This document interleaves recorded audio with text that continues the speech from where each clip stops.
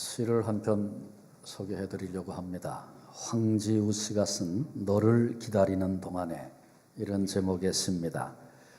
내가 오기로 한 그 자리에 내가 미리 가 너를 기다리는 동안 다가오는 모든 발자국은 내 가슴에 쿵쿵거린다. 바스락거리는 나뭇잎 하나도 다 내게 온다. 기다려 본 적이 있는 사람은 안다. 세상에서 기다리는 일처럼 가슴 애리는 일이 있을까? 내가 오기로 한 그 자리, 내가 미리 와 있는 이곳에서 문을 열고 들어오는 모든 사람이 너였다가, 너일 것이었다가 다시 문이 닫힌다. 사랑하는 이여, 오지 않는 너를 기다리며 마침내 나는 너에게로 간다. 아주 먼 데서 나는 너에게로 가고 아주 오랜 세월을 다하여 지금 오고 있다. 아주 먼 데서 지금 천천히 오고 있는 너를 기다리는 동안 나도 가고 있다. 남들이 열고 들어오는 문을 통해 내 가슴이 쿵쿵거리는 모든 발자국을 따라 너를 기다리는 동안 나는 너에게로 가고 있다. 사랑하는 사람을 기다리는 애절한 마음이 담겨 있는 시입니다. 누군가를, 무엇인가를 기다린다고 하는 것은 그 기다림의 시간은 이토록 힘들고 고통스러운 시간일 수 있다는 것을 압니다. 그러나 생각해 보면 기다리는 시간이야말로 행복한 시간입니다. 왜냐하면 아직도 소망이, 기대가 있는 시간이기 때문에 그렇습니다. 기다림이 없는 인생, 기다림을 잃어버린 인생이란 이미 좌절한 사람, 포기한 사람이든지 현실적인 이익이나 쾌락만을 깊이 탐닉하는 사람이든지 둘 중에 하나입니다. 기다림이 없는 삶은 단지 고깃덩어리로 존재할 뿐입니다. 그러기에 기다림을 잃어버린 문화는 육체적인 쾌락, 정욕에 깊이 빠져버린 타락한 문화일 수밖에 없는 것입니다. 한국 역사를 살펴보면 기다림을 잃어버림으로 나타났던 비극적인 일들이 있었습니다. 1910년에 우리 민족이 일본의 나라를 빼앗겼죠. 그리고 식민지로서 고난을 겪기 시작했습니다. 이때 수많은 지도자들이 일어났습니다. 민족의 독립을 위해서 기다리며 헌신적으로 일본과 투쟁하고 항거하며 자신의 삶을 드렸습니다. 어떤 사람은 전 재산을 내놓기도 했고 어떤 사람은 나라의 독립을 위해서 자기의 생명을 내놓기도 했었습니다.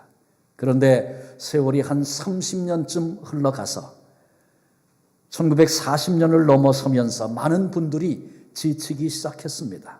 아무리 보아도 일본의 기세는 수그러들 것 같지가 않습니다.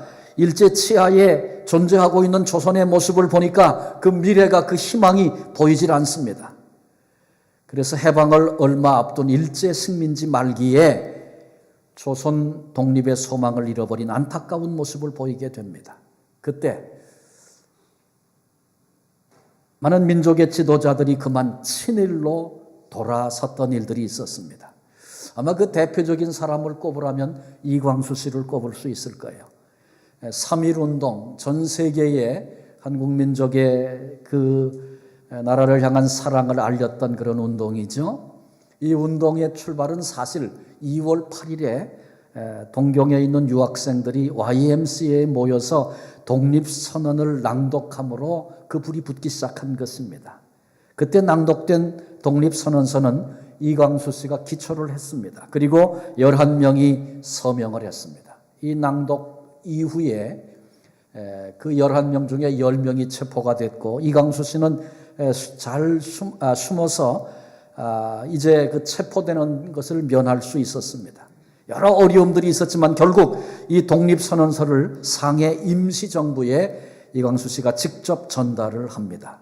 이렇게까지 했던 사람이 이광수 씨였습니다. 그런데 1940년이 지나면서 그의 눈에 조선 독립의 가능성이 보이질 않았습니다. 조선이 독립된들 과연 뭘 할 수 있겠는가? 깊은 좌절감이 찾아왔습니다. 결국 친일로 돌아섰고 징용과 징병을 위해서 나아가 연설도 했고 일본 앞잡이 노릇을 하고 말았습니다. 우리가 잘 아는 김한란 박사, 독립협회 회장이셨던 윤치호 선생, 이런 분들도 다 뛰어난 분들이었는데 독립에 대한 절망이 찾아왔을 때 친일의 모습, 부끄러운 흔적들을 남겼었습니다. 저는 이 시간에 이런 사람들이 친일로 돌아섰다, 민족을 배신했다, 이런 비난을 하려고 이런 얘기를 하는 것이 아닙니다. 사람이란 누구든지 기대와 기다림과 소망을 잃어버리면 이런 부끄러운 자리에 설 수밖에 없다는 역사적인 교훈을 생각하는 것입니다. 기다림을 잃어버릴 때, 민족의 독립을 기다리는 그 기다림을 잃어버릴 때 총명하고 기계에 있던 지도자들이 다 변질돼 버리고 말았다라고 하는 사실입니다.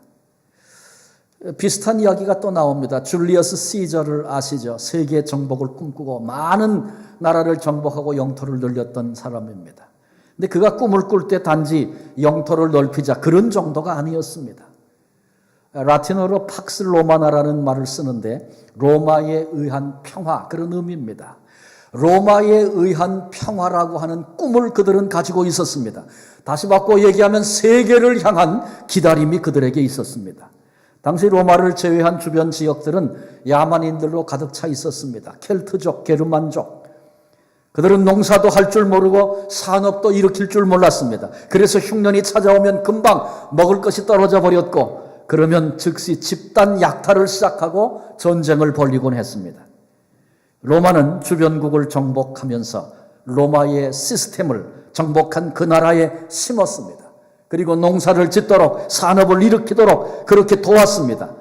그들은 전쟁 없는 세상, 약탈 없는 세상을 꿈꾸면서 이런 명분으로 팍스 로마나 로마에 의한 평화를 부르짖으면서 정복 전쟁을 했었습니다.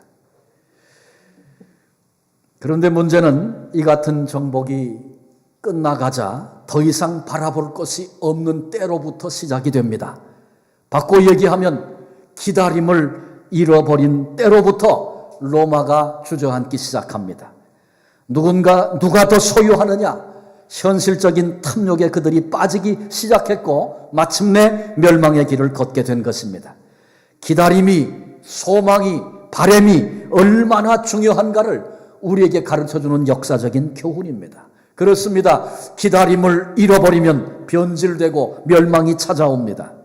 우리가 읽었던 본문 말씀에 대조되는 두 부류의, 두 종류의 사람이 나옵니다. 첫 번째 종류의 사람은 너희라고 표현되고 있는 사람들입니다. 2절에 너희에게, 너희가, 너희에게, 4절에 너희는, 이렇게 반복해서 부르고 있는 한 부류의, 한 종류의 사람들이 있었습니다. 여기 너희는 누굽니까? 율법과 할례의 미혹을 받은 사람들이었습니다. 율법으로는 되지 않는다. 이것이 구약 전체를 통해서 얻게 된, 인류가 받게 된 교훈이었습니다. 결론이었습니다. 그래서 마침내 하나님께서 독생자를 이 땅에 보내주셨고 예수님께서 어두움의 역사 가운데 찾아오셨습니다. 그리고 율법이 말하는 모든 죄의 대가와 그 짐을 우리 주님이 십자가 위에 짊어지시고 인류를 대신해서, 우리를 대신해서 십자가에 죽으심으로 주님이 친히 은혜의 복음이 되셨습니다. 그래서 율법이 정한 바 모든 죄를 우리가 범하게 되었지만 그 죄의 대가로부터 자유해지는 이런 은총을 하나님께로부터 받게 된 것이죠. 그런데 초대교회, 더욱이 갈라디아 교회에 유혹하는 사람들이 찾아와서 말합니다. 예수 그리스도로 말미암아 구원을 받았다. 예수 믿고 구원받았다. 복음으로 구원받았다. 참 좋은 얘기지. 그런데 하나님의 백성이 되려면, 하나님의 친자녀가 되려면 할례도 받아야 돼. 이렇게 말합니다. 할례는 하나님이 직접 말씀하신 거야. 그래야 하나님의 백성이 될 수 있어. 이 일이 결국은 초대교회 성도들을 다시 율법으로 돌아가도록 만들었습니다. 이 현상을 지켜보던 바울이 너희는 이렇게 말하면서 그들을 향하여 이렇게 말하고 있어요. 그리스도께서 너희에게 아무 유익이 없도다. 율법 전체를 행할 의무를 가진 자다. 너희가 다시 할례로 돌아갔느냐? 안 되는 율법으로 돌아갔느냐? 그렇다면 모든 율법을 다 지켜야 한다. 그리스도에게서 끊어지고 은혜에서 떨어진 자로다. 오늘 1절이 그렇게 말하죠. 그리스도께서 우리를 자유롭게 하려고 자유를 주셨으니 그러므로 굳건하게 서서 다시는 종의 멍에를 매지 말라. 복음으로 말미암아서 예수 그리스도로 말미암아서 우리에게 허락된 구원, 허락된 자유, 이것을 우리가 받았는데 다시 멍에를 메고 율법으로 과거로 돌아가지 말라고 그렇게 본문이 우리에게 도전하고 있는 것입니다. 할례는 최초에 하나님께서 아브라함에게 명하시고 아브라함 가족이 제일 처음 받았습니다. 율법 이전이었죠. 이 할례는 너희가 내 백성이다. 하나님의 백성된 언약의 징표로 할례를 받게 하신 것입니다. 할례 이전에 아브라함을 하나님이 불러내시고 이미 너는 내 백성이다. 하나님의 백성으로 삼으셨습니다. 그리고 그 후에 할례를 행하도록 하심으로 하나님의 백성임을 실감나게 느낄 수 있도록 하나의 징표로 주신 것입니다. 한번 물어볼게요. 하나님의 백성이라고 하는 사실이 중요합니까? 아니면 하나님의 백성이라는 사실을 나타내주는 증표가 중요합니까? 하나님의 백성인 게 중요해요? 아주 더 쉽게 얘기하면 이런 겁니다. 부부라고 하는 사실이 중요합니까? 아니면 부부라는 것을 나타내주는 증표인 반지가 더 중요합니까? 말할 것도 없죠. 그러니까 하나님의 백성이라는 사실, 부부라고 하는 사실이 훨씬 더 중요한 것입니다. 그런데 이스라엘 백성은 하나님의 백성이 되었다는 이 사실보다 그 증표에 더 많은 생각과 마음을 쏟았습니다. 그래서 할례 받았다. 이것이 나는 할례 받은 하나님의 백성이야. 자신의 의로움을 드러내는 그런 목적으로 그걸 사용하기 시작했습니다. 그러니까 할례 받은 게 의가 되고 자랑이 된 것입니다. 자기 자랑만 한 게 아니라 나는 할례 받은 하나님의 백성이다. 이렇게 자기 자랑만 한 게 아니라 저 할례 받지 못한 족속들, 저 할례 받지 못한 사람, 이방인들을 조롱하고 멸시하는 일에 그런 것들이 사용이 됐습니다. 갈라디아 교회 할례를 주장하는 사람들, 복음 좋지만 할례도 받아야 한다. 이 한 가지가 결국은 예수 그리스도의 십자가의 죽음, 대속의 은혜를 부정하는 그런 엄청난 결과를 가져왔습니다. 풍선에 바늘 하나 탁 뚫으면 펑하고 터지죠. 신앙의 핵심이 되는 부분 하나를 건드리니까 예수님의 십자가의 구속의 은총을 부정하는 엄청난 결과를 가져온 것입니다. 또 한 종류의 사람이 있었죠. 우리가 5절에 보니까 우리가 성령으로 믿음을 쫓아 의의 소망을 기다리니, 이 우리가라고 하는 표현을 원문대로 그냥 해석해드리면 그러나 우리는 이렇게 쓰여져 있어요. 설명드리면 이런 겁니다. 너희는 할례를 받음으로 의를 이루었다거나 의를 소유했다고 생각하지만 그러나 우리는 의의 소망을 기다리는 사람들이다. 그런 얘기입니다. 본문의 핵심이 여기 있습니다. 본문의 핵심은 의롭게 될 소망을 기다리는 사람들, 의롭게 될 소망을 우리는 기다린다. 그런 것이 본문의 핵심입니다. 지금은 불의하지만 온전히 의롭지 못해요. 지금은 불의하지만, 지금은 부족하지만, 지금은 연약하지만 의롭게 될 그 소망을 기다린다. 이것이 그리스도인의 삶이라는 겁니다. 그리스도인의 존재는 언제나 미래지향적입니다. 이미 다 소유했다면 기다릴 필요가 없는 거죠. 그러나 우리의 소유가 완전치 못하기 때문에 기대하고 기다리는 것입니다. 요한 웨슬레가 구원에 대한 부분을 설명하면서 이런 얘기를 했어요. 구원을 세 가지로 말할 수 있다. 첫째는 하나님이 나를 구원하셨다. 과거에 이루어진 구원. 두 번째, 하나님이 지금 나를 구원하고 계신다. 현재 진행 중인 구원. 세 번째, 하나님이 나를 구원하실 것이다. 미래에 장차 완성될 구원을 세 가지를 설명하면서 이 중에 내 가슴이 설레고 가장 기다려지고 떨리는 사건은 미래에 다가올 구원이다. 그는 그렇게 말했습니다. 아니, 구원의 시제를 뭐 신학적으로 성경적으로 설명 얼마든지 할 수 있지만 모든 그리스도인은 장차 하나님이 주실 우리 가슴을 설레게 하는 완성된 온전한 그 구원을 기다리는 사람들, 사모하는 사람들이 되어져야 하는 것입니다. 성경의 구원은 미래지향적입니다. 예수 믿으면 구원받는다, 분명한 사실입니다. 그런데 그 말 때문에 오늘날 많은 성도들이 변질되고 있다는 사실을 알고 계십니까? 구원을 소유로 생각하기 때문에 그렇습니다. 구원은 소유라고 말할 수 있는 것이 아닙니다. 구원이라고 하는 것을 전제하고 한번 나를 좀 들여다보십시오. 내가 나를 봐도 구원받을 수 없는 존재네. 여러분, 그렇게 내가 느껴지지 않습니까? 그런데 그런 나를 하나님의 포기할 수 없는 사랑으로, 은혜로 날 찾아오셔서 연약해도 실패해도 넘어져도 포기하지 않으시고 마침내 끊을 수 없는 그 하나님의 사랑이 나를 구원해 내실 것을 내가 이제 알게 되었습니다. 믿게 되었습니다. 이것이 구원에 대한 설명입니다. 그러니까 구원에 대한 모든 근거는 내가 이미 가지고 있는 내 구원, 이게 아니고 전적으로 온전히 모든 구원의 근거가 하나님께 있다라고 하는 것입니다. 사망에서 생명으로 옮겼느니라. 우리는 이 말하면서 이미 구원이 왔다, 다 됐다, 그렇게 생각합니다. 하나님의 시간에서 이해해야 할 것입니다. 구원을 소유로 생각하면, 이미 소유했다고 생각하면 변질되기 시작합니다.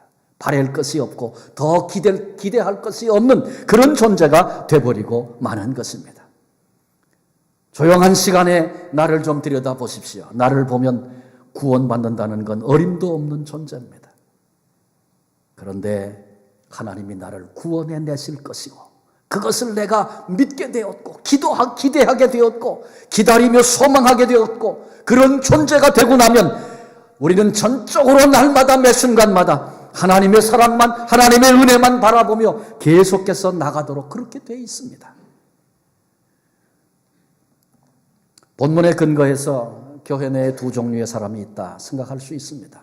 한 종류의 사람은 하나님의 은혜와 사랑에 대한 기다림을 상실한 사람들입니다. 마치 갈라디아 교회가 할례로 의를 소유하게 되었다, 구원을 소유하게 되었다, 이런 잘못된 선민의식으로 말미암아 자기 자랑하고 다른 사람 멸시하는 그런 잘못에 빠졌던 것처럼, 내가 예수 믿는다, 내가 세례 받았다, 내가 이런 직분을 가지고 있다, 이것이 하나의 의가 되어지고 내가 가지고 있는 구원에 대한 그런 생각들 때문에 우리가 잘못된 자리, 변질된 모습으로 흘러가기 쉽습니다. 또 한 종류의 사람은 나를 보면 여전히 초라하고 추하지만 하나님의 사랑이 강권하여 마침내 나의 구원을 이루실 그 날을 날마다 기대하고 기다리는 사람들입니다. 여러분, 전자와 후자, 이 두 종류의 사람의 삶은 결코 같을 수 없습니다. 구원의 확신이라는 말이 참 좋은 말이죠. 이 구원의 확신이라는 말이 내 안에 이루어진 구원 때문에 나는 무슨 일이 있어도 구원받는다, 단순히 말로 그렇게 말해버리는, 그래서 어떤 걱정이나 염려가 와도 수상한 의심스러운 현상이 생겨도 모른 척하고 눌러두면서 무슨 소리야, 난 구원받았어, 이러고 주장하며 사는 삶을 얘기하지 않습니다. 구원에 관한 나 자신을 볼 때는 아무런 가능성도 아무런 증거도 내게는 없어.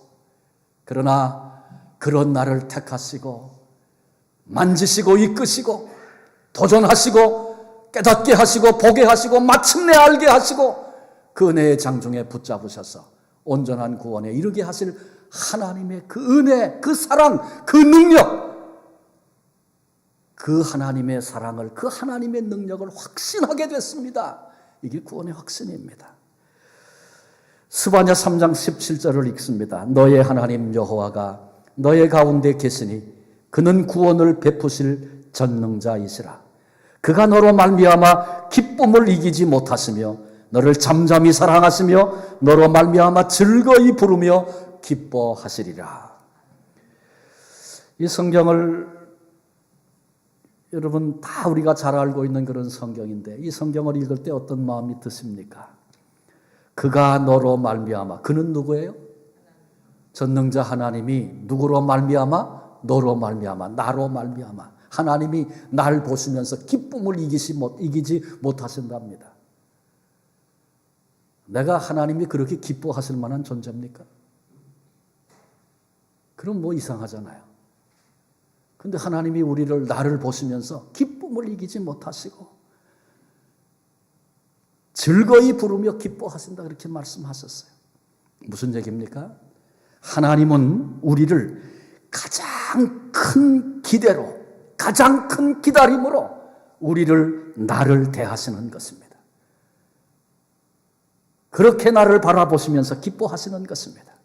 조금 더 설명을 드린다면 현재의 내 모습은 내 눈으로 봐도 실망될 게 많아. 기대할 것이 없어. 그런데 하물며 하나님의 눈으로 나를 보신다면, 배부까지 감찰하시는 하나님의 눈으로 나를 보신다면 어찌 그 내가 하나님의 기쁨이 될 만한 존재일 수 있겠어요? 너무 자명한 사실이죠. 그런데 하나님은 현재의 내 모습을 보시는 게 아니라 장차 십자가로 완성하실 그 나를 기대와 기다림으로 바라보시는 것입니다. 십자가를 통하여 나를 바라보시는 것입니다. 그리고 완성된 그 나를 보시면서 기뻐하시는 것입니다. 놀라운 은혜 아닙니까? 놀라운 사랑 아닙니까? 하나님이 그런 시각으로 나를 보시듯이 나도 나를 그렇게 볼 수 있어야 합니다. 나를 보면서 자랑하는 사람들이 있습니다. 꽤 자랑거리가 많은 것 같아서 자랑이 자꾸 나오는 거죠. 안 그런 척하면서도 자랑하고 자꾸 자랑합니다. 근데 그건 진짜 나를 보지 못했기 때문에 나오는 현상입니다. 그래서 나를 자랑하는 그런 삶, 어리석은 삶입니다. 그러나 그렇다고 해서 내 안에 수치스럽고 부끄러운 것이 많기 때문에 나를 바라보면서 절망해라 그런 얘기입니까? 아닙니다. 자랑하는 삶도 정상이 아니지만 나를 부끄러워하고 수치스러워하는 삶, 그런 삶도 살지 말라는 것입니다. 실망할 필요가 없다는 것입니다. 하나님이 나를 십자가를 통하여 내 미래를 벌써 보시고 기뻐하시는 것처럼 우리도 미래의 나, 십자가를 통하여 완성될 나, 여기서 바라보면서 기뻐하고 기대할 수 있는 그런 삶이 의의 소망을 기다리는 사람들의 삶의 모습입니다. 오늘 본문이 우리에게 의의 소망을 기다리며 살라 그렇게 말씀하시죠. 우리를 온전히 의롭게 하실 분 계세요. 그분이 누구세요? 예수 그리스도 우리 주님이십니다. 예수님께서 나를 의롭게 하시려고, 나를 온전히 의롭게 하실 전능하신 우리 주님께서 나를 친히 찾아오시는 그날이 성탄절이죠. 우리 모두는 지금 그 기대에 찬 성탄절을 일주일 앞에 두고 있습니다. 의의 소망은 오직 예수님이십니다. 유일한 소망 되시는 예수님께서 나를 찾아오시는 이 복된 절기, 이 시간을 지금 우리가 지나고 있는 것입니다. 우리는 오늘 말씀을 통해서 기다림이 힘든 일이다, 처음에 이렇게 생각을 했어요. 그러나 그럼에도 불구하고 기다린다는 것은 기대하고 있고 아직도 소망하고 있다는 사실 때문에 기다리는 시간은 차라리 행복한 시간이다, 그렇게 말씀을 들었어요. 오히려 기다림을 상실하면 변질되고 멸망에 이르게 된다, 그런 교훈적인 얘기들을 함께 나눴습니다. 이 성탄절기에 강림절, 이제 한 주간 주의 성탄일을 앞에 두고 있는 우리들이 아기 예수로 오시는 주님을 기다리는 사람이 되어야 합니다. 성탄절 손꼽아 기다리는 거는 어린아이들 선물 받으려고 뭔지 모를 때 흥분해서 그때 갖는 마음이지, 내가 장년이 돼가지고 뭐 흥분해서 성탄절을 기다립니까? 그렇게 생각하는 분들이 의외로 많이 있어요. 성탄의 의미를 모르는 겁니다. 왜 주님이 오셨는지 모르는 겁니다. 아기 예수 말구 위에 그림이 있고 카드가 있고 크리스마스 추리가 있고 선물을 주고받고, 그래서 단지 흥겹고 즐거울 뿐인 그런 성탄절을 지난다면 우리는 기다림과 상관이 없는 그런 존재임에 틀림이 없습니다. 다시 생각해야 합니다. 나를 의롭게 하실 의의 소망 되신, 유일하신 소망 되신 주님께서 나를 위하여, 나를 찾아오시는 이 절기를 앞에 두고 우리 모두는 주의 나타나심을 주의 나를 찾아오심을, 주님이 베푸실 그 은혜를 기대하고 기다리는 사람들 되어져야 합니다. 성탄절 절기만 아니라 더 나아가서 우리 주님께서 내가 다시 오리라 약속해 주셨죠. 다시 오신다 말씀하신 우리 주님. 그래서 아직 우리가 믿음으로 살고 결단하고 또 나아가도 여전히 한계를 가지고 있는 제한된 그런 존재임에 틀림이 없는데, 이런 모든 것들을 변화시켜서 더 이상 갈등과 괴로움이 없고 온전한 모습으로, 온전한 그리스도의 형상으로, 그래서 하나님의 영광을 온전히 이루게 될 그날을 우리에게 베푸시려고 찾아오시는 그 주님을 기다리는 사람들 되어져야 합니다. 주님, 내 삶에 주의 손길이 필요합니다. 주님, 내 가정에 주의 손길이 필요합니다. 주님, 내 자녀들에게 주의 손길이 필요합니다. 주님이 만져주시지 않으면, 주의 손길이 우리를 놓으신다면 우리는 아무런 기대도 소망도 없나이다. 간절한 기다림, 주님의 시간에 대하여, 주님의 역사에 대하여, 주님의 은혜에 대하여 간절히 기다리는 기다림의 삶을 우리 모두가 살아야 합니다. 그래요, 우리 모두 남은 삶의 자리에서 언제나 간절한 마음으로 주님의 손길을, 주님의 역사를 기다리는 사람들이 되십시다. 기다림의 열망을 가진 자, 그가 복된 자인데, 우리 모두 주님을 향한 기다림의 열망이 있어서 이 복된 길, 주님의 은혜로, 그 사모함으로 바라보고 나아가는 우리의 삶을 통하여 이 귀한 길, 주님의 손길 경험하며 그렇게 살아갈 수 있는 복된 성도들 남은 생에 되어지시기를 주님의 이름으로 축원합니다. 기도하시겠습니다. 하나님, 때때로 우리가 복음을 듣고 예수님을 영접하고 구원받았다는 사실 앞에서 모든 것이 다 완성된 줄로 착각하고 더 이상의 기다림을 놓쳐버리는 어리석은 자가 되기 쉬운 우리들에게 오늘 갈라디아서 통하여 갈라디아 교회에 찾아왔던 위기가 오늘 우리에게도 있는 위기고, 역사가 교훈하는 것처럼 기다림을 놓치고 잃어버리게 되면 반드시 변질되고 멸망하게 된다는 교훈 앞에 우리들이 함께 고개 숙였습니다. 성탄절 아기 예수로 친히 우리를 찾아오시는, 우리를 의롭게 하실 의의 소망 되신 주님, 성탄절이 다가오고 있는데 어느 해서부터인가 우리 마음속에 내가 나이가 들어가면서 언제부턴가 성탄절에 대한 기다림을 잃어버린 채 그렇게 살아가고 있는 것은 아닌가 두려움으로 우리의 모습을 살핍니다. 주여, 우리의 눈을 열어주셔서 모든 것 다 포기하고 다 버리고 우리의 의의 소망이 되어주시려고 아기 예수로 우리를 찾아오시는 주님 앞에 기다림의 열망을 가지고 그렇게 설 수 있는 우리 모두가 되게 해 주옵소서. 이 한 주간의 삶 동안에 주님 주의 손길이 아니면, 주님이 내 가정에 오시지 않으면, 내 심령에 오시지 않으면, 이 역사 속에 오시지 않으면 주님, 내게는 소망이 없습니다. 이 간절한 갈급함으로 주를 기다리는, 기다림의 열망이 있는 복된 성도 한 분 한 분 다 되도록 은혜 부어 주시옵고, 주님이 기쁨으로 우리를 바라보시는 것처럼 십자가를 통하여 내게 허락하신 그 미래에 대한 소망을 다시 확인하고 주님 감사로 기쁨으로 이 길을 걸어가는 우리 모두 되게 해 주시옵소서. 친히 우리를 의롭게 하시려고 찾아오시는 예수 그리스도의 이름으로 기도합니다. 아멘.